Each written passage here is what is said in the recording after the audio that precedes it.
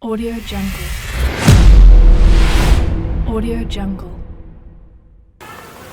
Assalamualaikum warahmatullahi wabarakatuh. Halo sahabat-sahabat Kopma di rumah. Gimana nih kabarnya? Semoga sahabat Kopma yang sedang menonton podcast kali ini dalam keadaan sehat walafiat ya. Kembali lagi kita di podcastnya Kopma Mayunung Bawono Uin Raden Musaid Surakarta. Kemarin kita udah membahas mengenai tentang Kopma dan juga bidang-bidangnya, terus udah membahas mengenalkan mengenai bidang PSDA, kemudian Admum. Nah, untuk tema kita di pada malam hari ini, pada kali ini kita akan melakukan podcast yang bertemakan pengenalan bidang keuangan. Perkenalkan, sebelumnya perkenalkan diri terlebih dahulu ya. Mungkin udah banyak yang mengenal aku atau mbak yang ada di samping saya, tapi alangkah baiknya perkenalan terlebih dahulu biar lebih akrab dan mengenal lagi ya. Karena tak kenal maka tak tahu. Perkenalkan, nama saya Uti Septia Wulandari, biasa dipanggil Septi, dari Perbankan Syariah semester 5. Di sini saya di bidang PR. Untuk alamat di Waru Suharjo. Tentunya saya tidak sendirian. Pada kali ini saya ditemani oleh dua orang yang sangat berpengaruh di bidang keuangan, yaitu Mbak Ika dan juga Mbak Febrilia selaku Ketua Bidang Keuangan dan juga Wakil Ketua Bidang Keuangan. Pada Mbak Ika dan juga Mbak Febri, bisa perkenalkan terlebih dahulu kepada teman-teman yang ada di rumah.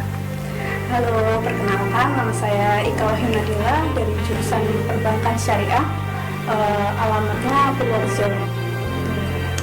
Dari Perbankan Syariah juga ya Mbak? Iya. Baru tahu. Kalau Mbak Febri bisa mengadu. Oke, halo semuanya. Nama aku Febrilia Tiasindria, biasanya dipanggil Febri atau Lia juga bisa. Aku kebetulan juga sama kayak Mbak Ika, Perbankan Syariah juga jurusannya, tapi semester 3. Terus untuk alamatnya di Wonogiri. Gitu. Yang kedua semester 3 Semester 5. menolak tua. Ternyata kita ini ya, satu prodi. Iya, Bisa Dekat terus sih semester 3. menolak tua biasa. Mungkin untuk sahabat-sahabat yang di rumah ini, kali ini kita akan membahas mengenai bidang keuangan. Biar apa? Biar nantinya kita itu bisa memberikan pengetahuan yang lebih mendalam untuk calon-calon yang akan magang. Siapa tahu mereka minat di keuangan tapi belum tahu keuangan itu seperti apa. Nah, nanti kita sharing-sharing sama Mbak Ika, sama Mbak Febri, biar mereka yang ada di rumah bisa lebih paham mengenai keuangan. Nah, untuk alasannya sendiri, Mbak Ika dulu itu sama Mbak Febri masuk Kopma itu gimana? Kok bisa masuk Kopma? Kan banyak UKM yang lain. Dari Mbak Ika dulu. Oke, kalau aku masuk Kopma itu dulu kan waktu UKM Fair ya, bukan sih, kayak waktu sebelum UKM Fair kan ada di lapangan. Di lapangan itu kan pengenalan orasi gitu kan setiap ketua umumnya. Kita nggak tahu lagi kita angkatan COVID. Nah itu tuh baru tahu kalau misalkan ada koperasi di kampus itu kan.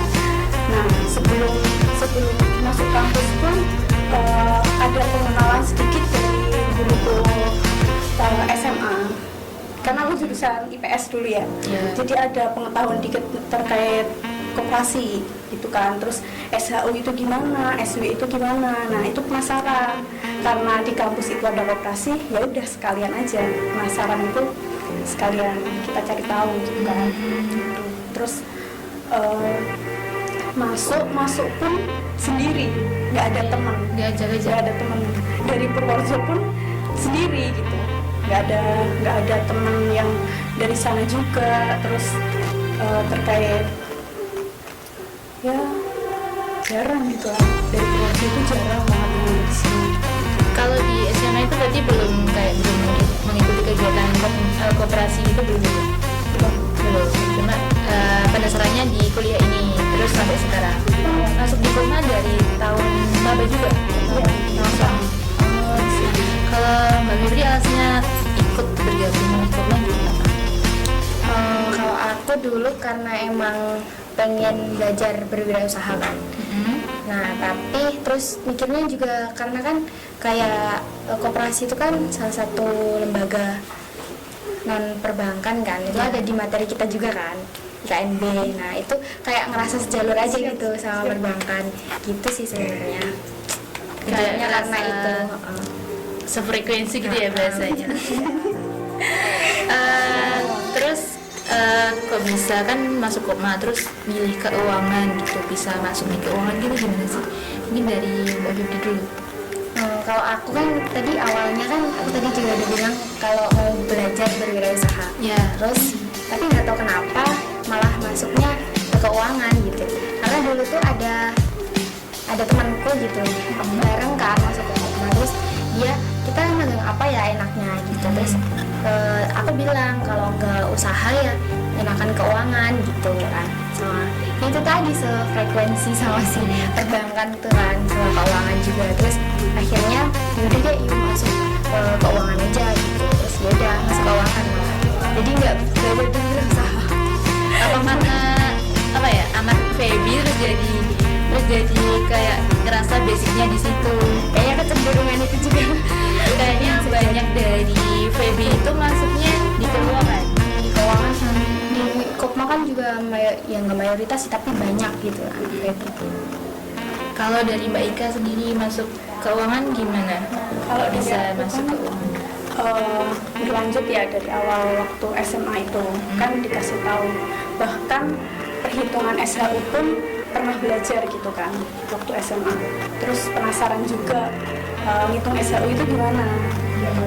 Nah maka itu pada itu masuklah ke keuangan karena adanya di situ.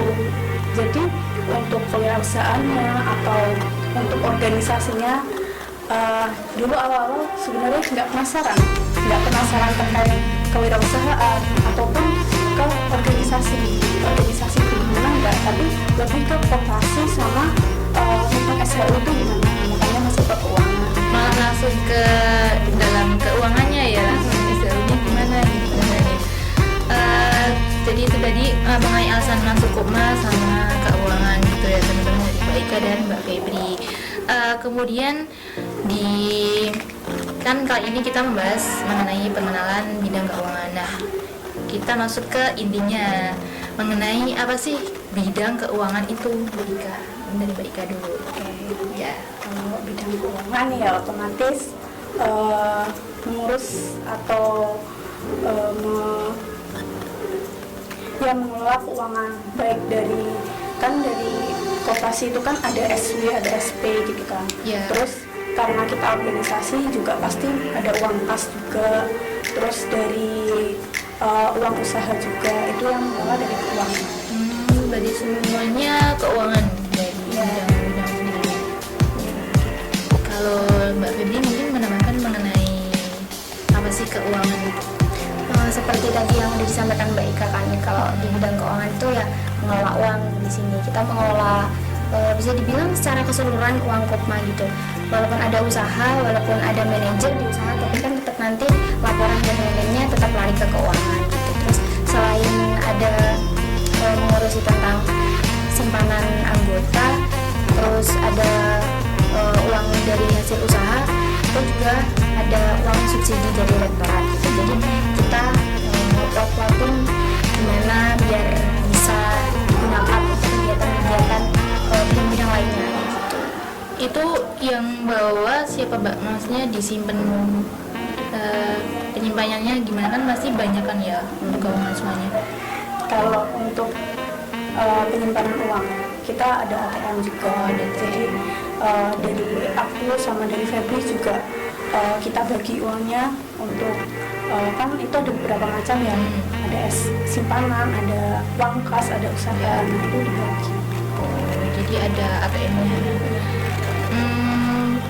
Terus di bidang keuangan ini untuk bidangnya itu ada apa aja Mbak, sama tugasnya atau mungkin profit-profitnya gitu?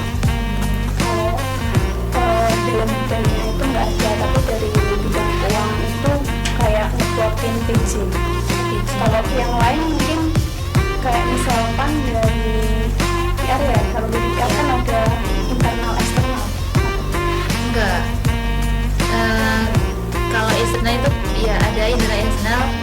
tapi kebanyakan internalnya. Nah, kalau dari keuangan itu lebih ke PJ. Jadi yang mengelola simpanan itu siapa? Simpanan wajib ada sendiri. Terus simpanan anggota kan dari keuangan Kopma sendiri kan ada tabungan kan, SS sama SB, simpanan sukarela sama simpanan dijangka. Itu PJ-nya itu sendiri gitu. Terus untuk terkait pencairan dana atau broker itu ada sendiri gitu. Jadi bukan menjurus ke bidang-bidang lagi, tapi lebih ke PJ-PJ-nya. Langsung ke broker. Sebenarnya sama sih Mbak, di BLB itu juga ada PJ-nya per brokernya itu. Terus untuk broker-brokernya tadi apa aja? Kalau brokernya itu ada pelatihan SHO, pelatihan arus kas, terus ada sosialisasi simpanan, bagi simpanan gitu, terus ada RAP. Itu untuk tugasnya apa aja Mbak? Kalau tugasnya sendiri ya mengelola, jadi kan kalau uang kas pasti ada perhitungannya juga kan, ada rinciannya, ada pengeluaran pemasukan gitu kan. Kalau dari KPWAD di situ. Terus kalau dari teman-teman yang lain ya itu tadi di simpanan-simpanan, di PJ simpanan, terus pencairan dana, terus ada lagi ya broker sih masuknya. ya, Jadi kayak Mungkin di keuangan Mbak Febri bisa menambahkan mengenai tugas atau programnya. nyambungin dari Mbak Ira Iya, tadi ya. baik. Jadi kalau di keuangan tuh kayak konsepnya tuh mereka yang magang di keuangan tuh bantu kabit-kabitnya kan dipelatin di penanggung jawab itu tadi tuh. Nah itu nanti mereka kayak yang ngebantu gitu. Nanti laporan akhirnya tetap di kabit, tapi kayak mereka kayak apa ya, kayak mungkin datanya, terus ngejalanin prokernya. Kayak misal tadi ada proker SHO, proker RAPP, mereka ngejalanin prokernya, bikin konsepan acara, kayak kepanitiaan gitu lah kalau ke proker. Kalau ke tugas ya mungkin bantuin rekap, terus jaga stand pembayaran, COD untuk simpanan, kayak gitu-gitu sih mungkin. Tapi nanti kalau untuk laporannya nanti ada laporan sendiri tiap bulan ke kapit gitu. Terus tadi kan udah dijelasin ya teman-teman mengenai apa sih bidang keuangan itu, terus sama prokernya tadi ya Mbak udah ya, terus sama tugas-tugasnya juga. Mungkin ada tambahan lagi Mbak? tugas sama broker sih udah sih. Terus benefit atau keuntungan manfaat kalau di bidang keuangan ini seperti apa sih Mbak yang dirasakan Mbak Febri sama Mbak Ika selama ini? Mungkin Mbak Febri dulu. Ika dulu aja. Mbak Ika dulu aja. Oke, aku terus gitu ya. Mbak Febri mau nyuapin Mbak. Aku nyambungin aja ya. Oke, kalau benefit Iya. banyak banget. Kalau kita di keuangan kan ada juga, kalau misalkan ada proker-proker dari bidang lain, itu kan ada bendahara juga kan. Ya. Dari bidang keuangan juga ngasih anak stafnya atau anak magangnya jadi bendahara. Kadang 1-2 orang gitu kan. Nah, di situ kita bisa mengelola keuangan, bisa mengelola ini harus uangnya harus kirim nih. Oh, ini udah mepet nih. Jadi kita belajar di situ. Kalau misalkan kita kembali ke diri kita kan, kita jadi tahu cara mengelola uang kita sendiri itu gimana. Jadi ke situ sih. Jadi pengelolaan keuangan sendiri individu itu juga teratur tersendiri ya Mbak, dari belajar di keuangan ini. Terus dari Mbak Febri. Kalau untuk aku pribadi ya, aku pribadi kan di sini kita kan tadi yang udah disampaikan di awal ada pembagian tugas kan antara aku sama Ika. Kalau di aku belajarnya lebih ke rekap simpanan. Jadi kayak ngerekapin simpanan setiap bulan itu yang dilihat benar-benar ketelitiannya, terus juga kesabaran, karena dicek sekali 2 kali itu belum tentu balance. Jadi harus 3 kali 4 kali itu berbalance kayak gitu. Terus juga bikin laporan keuangan mulai dari jurnal umum, terus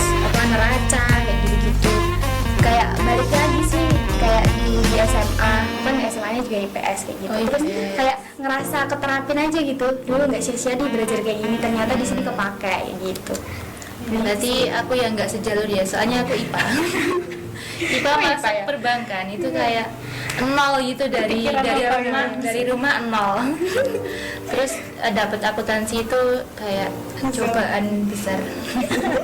Gak apa-apa kan Gak bisa apa-apa, menyesuaikan. iya. Tapi bisa kan ya? Menyesuaikan bisa. Terus tadi kan apa ya, saya lupa tadi mana. Mengenai apa sih tadi benefit ya. Terus tadi kan mengenai benefit dari VB kan udah ngerasa sefrekuensi sama IPS-nya tadi ya. Terus ada nggak sih ngerasa kayak kurang di bidang keuangan gitu? Kurang yang gimana nih? Kurang Aku kayak kontribusinya apa? gitu. Kayak aku di keuangan ini masih kurang atau gimana? Dari aku membaikan nih. Dari kamu aja. Oke, kalau dari aku ya itu pasti kan ya kayak gitu. Soalnya kan kadang kayak aku kan pelupa orang itu jadi kayak Mbak Ika tuh harus kadang Feb ini jangan lupa ya, jangan lupa ya. Jadi kayak ya Allah beban banget. Mbak Ika kayak sering ngasih ya. Sering banget ngerasa kayak gitu. Terus kayak kalau udah ada tugas itu apalagi suka lupa gitu. Terus juga kadang kayak apa ya, buat apa ya, ngedeketin diri sama anak staff, anak magang tuh juga kayaknya aku bukan tipe yang gampang gitu loh. Jadi kayak lebih banyak kan Mbak Ika kontribusinya daripada aku Gitu ya. Kan membantu Mbak Ika yang penting. Semoga saja ya emang benar-benar membantu. Jadi di bidang keuangan ini kayak latihan kerja yang sesungguhnya ya, Mbak. Yes, Kan betul. kita kan perbankan, terus pas banget nih kalian berdua di keuangan, jadi kayak latihan bekerja gitu. Ya, kan kalau di perbankan juga kan maksudnya bisa vokasi juga. Nggak jauh-jauh banget gitu loh. Iya. Yang kayak aku tadi bilang tadi soal frekuensi sih, kayak ya nanti kayaknya kalau misalnya nanti kerja di perbankan terus di sini dari perbankan atau kerja di koperasi kayak mungkin udah ada gambaran gitu. Aku dulu pernah kayak gini gitu, semoga sih kayak gitu. Aku bisa nggak nih nyapain PR jadi keuangan? Boleh nanti bilang sama bapak PR ya. Jangan ya. Dipecat dulu ya. Terus mungkin sahabat-sahabatku mah udah mulai tertarik mengenai bidang keuangan. Tentunya nanti kalau ada anak dari perbankan langsung nih bisa tertarik gitu. Terus syarat mereka mau magang di keuangan itu gimana Kak syaratnya? Kayak nanti tuh ngapain aja magangnya gitu. Dan beda sih Mbak Ika dulu. Oke, kalau syaratnya hampir sama yang lain kan itu untuk magang langsung secara umum gitu ya, bareng-bareng. Nanti kan ada juga interview Wawancara. ya, Iya. gitulah. Dari kabit juga. Nanti ya kita yang menilai sendiri untuk terkait ini benar-benar sebenarnya nggak yang bermuluk-muluk sih, kayak mereka benar-benar mau berkontribusi atau cuma mau nyoba-nyoba tok, nyoba-nyoba dan cuma daftar-daftar tok tanpa adanya cuma ikut teman. Kan kebanyakan dari yang dulu itu ikut teman, tapi akhirnya teman yang satunya itu nggak kontribusi banyak, terus ikutan lagi, jadi kayak masuk pun percuma gitu kan. Jadi kita lebih seleksi di situ. Terus untuk yang magang ya kayak yang dibilang Febri tadi itu kan jaga stand juga, terus untuk pembayaran SW gitu sih. Jadi semua kegiatannya dilakuin ya Mbak, apa ada pembagian gitu? Misal yang magang ini di ini, magang ini apa semuanya ikut? Kalau untuk magang semuanya, Jadi jadi semua ngerasain kegiatannya. iya tergantung. Kalau misalnya magang kan kadang 4 bulan atau 3 bulan gitu kan. Nah itu selama itu ada program apa aja. Kalau misalkan ada nanti bakalan diikut sertakan di kepanitiaan tersebut. Jadi biar mereka tahu untuk ngadain kegiatan itu gimana. Dan ikut kepanitiaan, ikut kegiatan di Kopma, terus juga ikut banyak kontribusi di kayak apa ya, tugas-tugas keuangan itu juga termasuk salah satu apa ya, indikator buat mereka lulus jadi magang. Salah buat mereka lulus dari magang untuk ke staff gitu. Berarti ada kayak yang nggak lulus itu ada sebelumnya. Ada bisa sampai 6 bulan baru jadi staff kayak gitu kan, ada kualifikasinya sendiri mulai dari keaktifan, terus juga tertib administrasi itu kayak jadi kualifikasi mereka untuk bisa naik jadi staff gitu. Biasanya kan normalnya kan biasanya 3 bulan atau 4 bulan yang kayak disampaikan Mbak Ivan tadi, tapi ya ada beberapa gitu yang emang kurang, dinilai kurang, nggak tertib administrasi, terus juga kontribusinya kurang, itu biasanya ya dikasih kesempatan lagi buat magang. Jadi buat nunjukin benar-benar niatnya mereka beneran mau kontribusi nggak sih gitu. Kayak tiap periode itu banyak yang ikut magang di keuangan, apa malahan kayak menurun atau gimana? Kalau cukup sih kalau menurut aku ya, nggak kurang nggak kelebihan, ya sedang gitu. Kalau menurut aku kalau baiknya gitu. Tapi kalau melihat dari pendaftaran magang kemarin ya, itu malahan kebanyakan magang ke keuangan. Sih benar. Jadi kita pun seleksi, jadi nggak semuanya itu masuk karena ya yang itu tadi yang saya sampaikan tadi kan, nggak semuanya, karena kan yang dikatakan tadi kalau misalkan itu kontribusinya kurang boleh daftar lagi.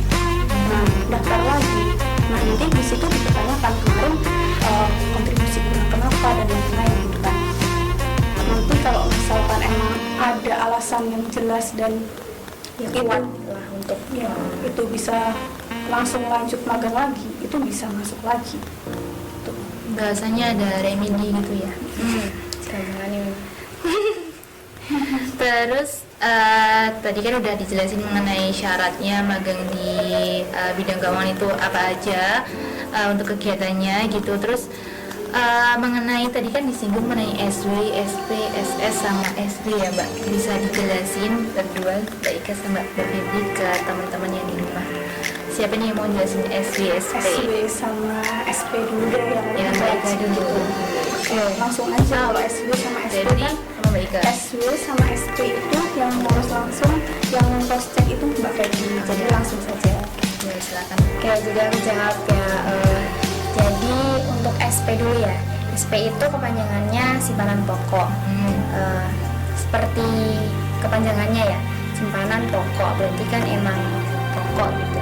Itu dibayarin di awal kita masuk Kopmah. Jadi dibayarinnya cuma sekali sebesar 25.000. Dulu juga bayar kan, yang 25.000 itu di awal. Jadi kayak semua itu kalau mau masuk koperasi ya harus bayar SP gitu, nggak cuma di Kopmah Mayuning Bawono aja, tapi emang sistemnya koperasi itu emang ada SP, ada SW gitu.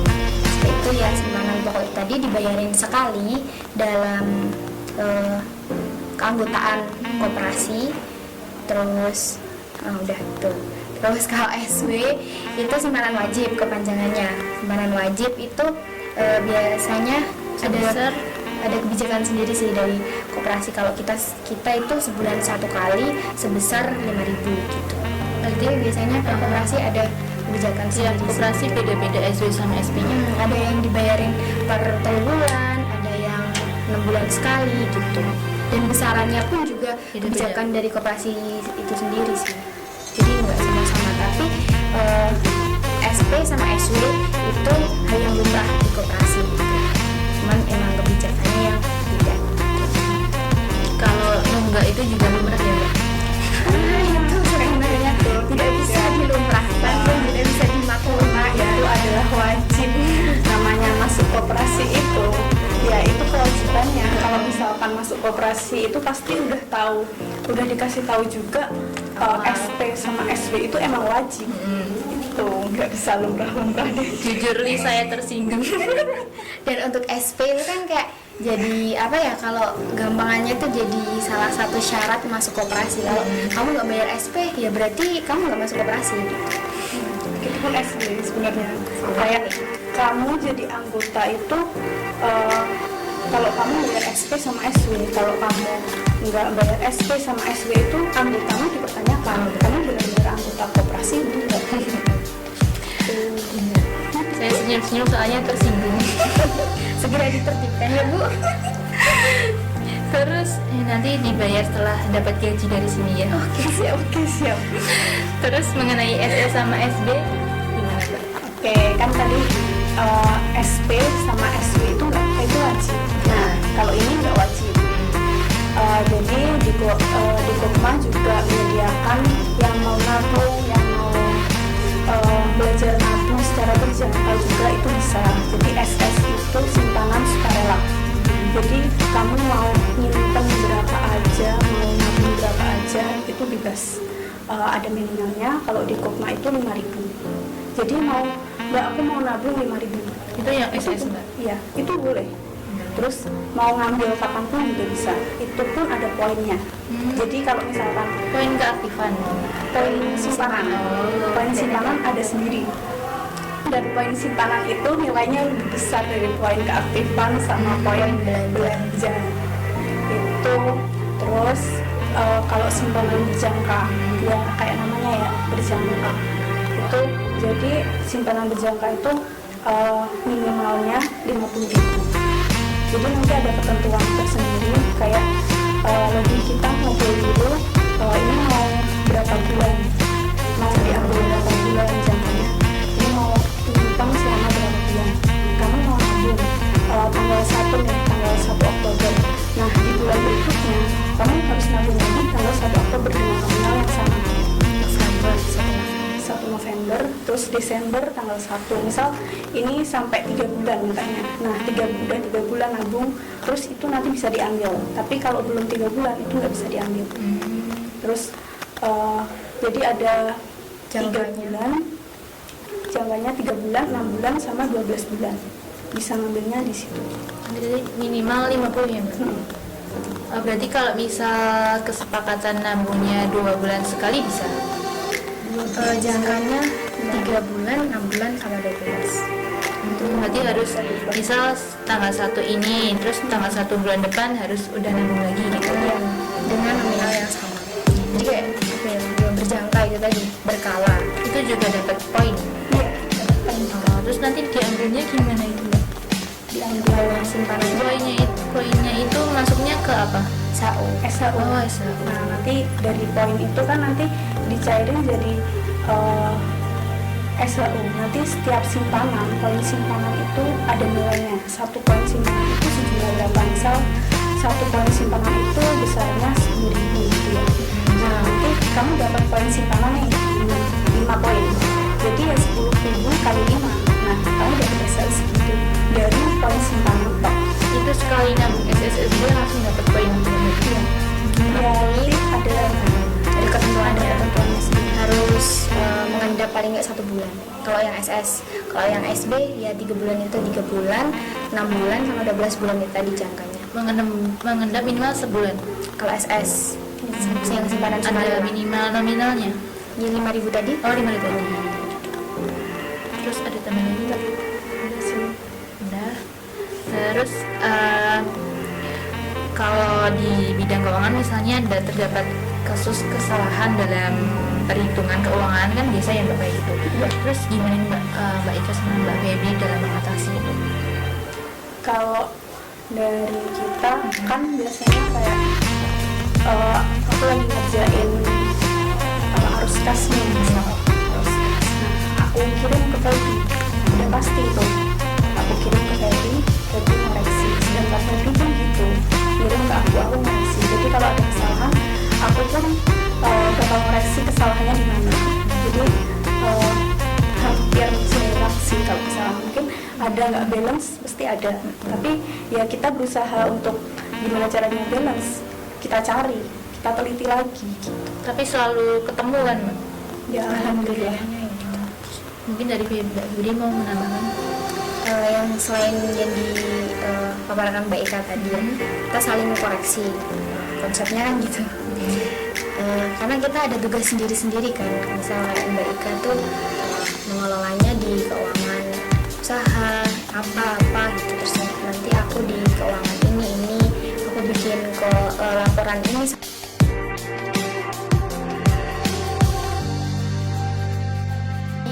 Kan ada bagiannya sendiri-sendiri. Nah nanti aku ngontrol yang keuangan ini sama ini, mereka ngontrol keuangan ini sama ini. Terus kan kita lapornya dia sendiri-sendiri kan. Terus nanti ya udah dikirim gitu. Misal kayak aku bikin laporan per bulan, Mbak tolong dicek. Terus nanti mereka bikin laporan apa, tolong dicek. Terus nanti kalau misalnya ada yang balance ya kita komunikasikan lagi. Mbak ini kira apa ya yang ditulis, apa ya yang dicatat. Itu mereka nyari lagi, terus nyari. Jadi di sini sih ya alhamdulillahnya sampai sekarang masih kalau nggak balance tuh masih ketemu gitu, jadi ya akhirnya tetap balance. Terus selain itu kita kan ada juga pertanggungjawaban setiap triwulan kan, ada triwulan, ada RAT. Nah kalau misal aku sama Mbak Ika lupa ya, kayak nggak kebaca nih kesalahannya, itu pasti nanti ada yang menyadari kesalahan itu pas di pertanggungjawaban di triwulan atau apa. Misal kayak aku nulisnya di laporan ini kurang rinci nih, itu pasti nanti dikoreksi sama teman-teman anggota, teman-teman pengawas, terus pengurus yang lain gitu. Kita juga ada RPH juga kan, rapat yang pengurus itu, nanti kita juga sampaikan laporannya di situ. Nanti mereka juga bisa koreksi di situ. Jadi sebisa mungkin diminimalisir ya. Terus kalau ada kesalahan kita revisi lagi sampai dikirim. Sampai sekarang ini kalau nggak balance pasti tetap ketemu ya. Alhamdulillah. Kalau kan ya jangan sampai ya Pak, misal ada kayak gitu itu nanti misal nggak ketemu nih, terus kalau dari bidang keuangan itu gimana? Ganti apa gimana? Ya kita kalau selama ini kan amit-amit ya belum pernah kejadian kayak gitu, jadi mungkin antisipasi dari kita sih mungkin nanti didiskusikan dulu sama ketum sama kepengurus yang lain. Jangan sampai ya. Terus kita mau menambahkan lagi. Tadi kan gitu ya teman-teman, udah dijelasin mengenai apa sih bidang keuangan itu, terus bidangnya, tugas-tugasnya, terus kayak brokernya, terus benefit yang didapatkan, terus syarat-syarat untuk magang di keuangan, tugasnya apa aja gitu, terus mengenai SB, SP, SS gitu, terus yang lain nih Mbak, harapan apa sih dari Mbak itu di bidang keuangan?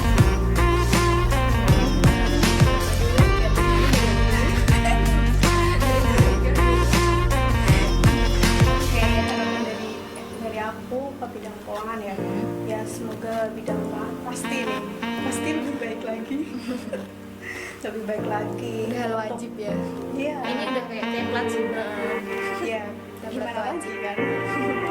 Untuk pencatatannya, mungkin kan sekarang itu lebih teknologi lebih canggih gitu kan. Siapa tahu pencatatannya meskipun di Excel tapi bisa lebih baik lagi juga. Secara struktur. Iya. Ya, mungkin aku udah kalau dari aku mungkin ya benar kayak yang template wajibnya yaitu ya semakin lebih baik gitu, semakin banyak inovasi, semakin tingkat kita ke bawah itu kan mereka lebih bisa mengerjakan untuk dari juga bisa simpanan nanti lewat apa terus biar nggak manual, biar nggak ada COD lagi, biar nggak ada stand ke kantor lagi mungkin, terus biar pencatatannya nggak manual gimana. Mungkin juga sih mungkin di meja keuangan gitu ada komputer kali ya. Iya. Jadi biar pencatatannya nggak Masuk. manual, itu bisa banget. Ya, bisa nembusin Mas Wahyu ya. baik bisa dipertimbangkan. Udah Mbak, kita ada tambahan lagi. Udah. Terus udah ya, itu tadi terakhir untuk menutup podcast pada tema hari ini, yaitu pengenalan bidang keuangan. Terima kasih ya Mbak Ika dan Mbak Febri udah meluangkan waktunya untuk hadir di podcast kali ini. Semoga tidak kapok kalau diundang lagi ya. Dan semoga kita juga bisa membahas yang lebih menarik lagi mengenai Kopma. Kalau sahabat-sahabat Kopma yang di rumah mau mengusulkan ide untuk membahas apa, bisa tulis di kolom komentar. sebentar. Nah sebelum kita menutup podcast kali ini ada jargon ya Mbak. Dipimpin terserah. Baru di Mbak Ika. yang suaranya Oh lebih Mbak lantang. Febri, oh ya bisa dipimpin Mbak Febri. Enggak mestinya aja. Oh enggak, Oke. ya. Dilatih dulu nggak nih? Boleh latihan dulu. Enggak usah deh, langsung aja. Langsung ya. Oke. Bravo Kopma kan? Iya. Bravo Kopma. Bravo, Bravo Kopma. bravo, Bravo Kopma. bravo, bravo, bravo.